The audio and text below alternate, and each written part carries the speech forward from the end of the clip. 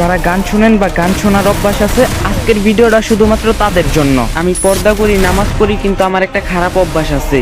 আমি একা রুমে ঘুমাই, তাই সাউন্ড দিয়ে গান ছেড়ে প্রতিদিন ঘুমাই আর সকালে উঠে বন্ধ করি। সেদিন রাতেও মায়ের হাতে ইলিশ মাছের তরকারি দিয়ে ভাত খেয়ে গান ছেড়ে ঘুমাইতে যাই।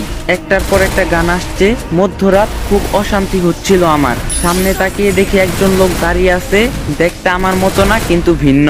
আমি কিছু বলার আগে তিনি বলেন, আমি আজরাইল, মালাকুল মাউত, মৃত্যুর ফেরেশতা, কালেমা পড়ে নাও তুমি। কিন্তু আমার মুখ দিয়ে কালেমা আসছে না, শুধু পাশে যে গান চলছে এটাই আমার মুখ দিয়ে আসছে। নাউজুবিল্লাহ। জীবনে আপনি একটি ফেরেশতা দেখতে পারবেন, সেটা হলো মালাকুল মাউত, মৃত্যুর ফেরেশতা।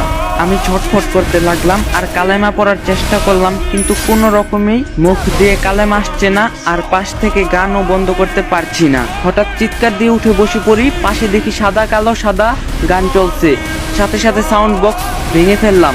তাহলে আমি এতক্ষণ স্বপ্ন দেখছিলাম? সেই দিনই ঠিক করি গান শোনা ছেড়ে দেব।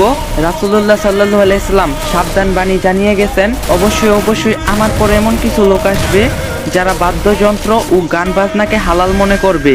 আমার চেষ্টা শুরু, দীর্ঘক্ষণ নিজেকে বিরত রাখার পর হঠাৎ মনের মধ্যে একটা উস্কানি আসে, একটু শুনেই ফেলি। ফলাফল সর্বরূপ মিউজিক থেকে বের হওয়াটা আমার জন্য কঠিন হয়ে গিয়েছিল।